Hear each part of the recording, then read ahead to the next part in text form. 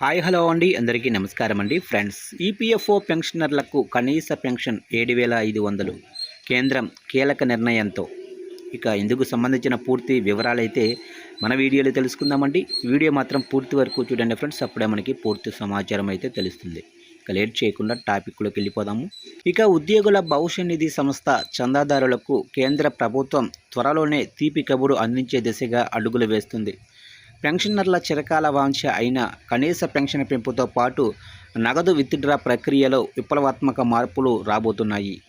ప్రస్తుతం employees pension scheme కింద retired ఉద్యోగులకు అందుతున్న కనీస పెన్షన్ను కేవలం 1000 మాత్రమే ఉంది. పెరిగిన జీవన ప్రమాణాలు, నిత్యావసరాల ధరల దృష్ట్యా ఈ మొత్తం ఏమాత్రమూ సరిపోదని కార్మిక సంఘాలు సుదీర్ఘకాలంగా ఆందోళన చేస్తున్నాయి. ఈ కనీస పెన్షన్ను ఏకంగా 7,500కు పెంచాలని పార్లమెంటరీ స్థాయి కమిటీ కూడా గతంలో సిఫార్సు చేసింది. ఈ నేపథ్యంలో లక్షలాది మంది పెన్షన్దారులకు ఊరటనిచ్చేలా కేంద్ర ప్రభుత్వం ఈ ప్రతిపాదనపై సానుకూల నిర్ణయం తీసుకునే అవకాశం కనిపిస్తుంది. దీనివల్ల వృద్ధాప్యంలో ఉన్న రిటైర్డ్ ఉద్యోగులకు ఆర్థిక భరోసా లభిస్తుంది. సాధారణంగా పీఎఫ్ ఖాతా నుంచి నగదు తీసుకోవాలంటే ఆన్లైన్ లేదా ఆఫ్లైన్ ద్వారా క్లెయిమ్ ఫారం సమర్పించి అది ఆమోదం పొందే వరకు కొన్ని రోజుల పాటు వేచి చూడాల్సి వచ్చేది. కానీ ఇకపై ఆ అవసరం లేకుండా నేరుగా ఏటీఎంల ద్వారా పీఎఫ్ డబ్బును విత్డ్రా చేసుకునే వెసులుబాటు కల్పించాలని ఈపీఎఫ్ఓ యోచిస్తుంది.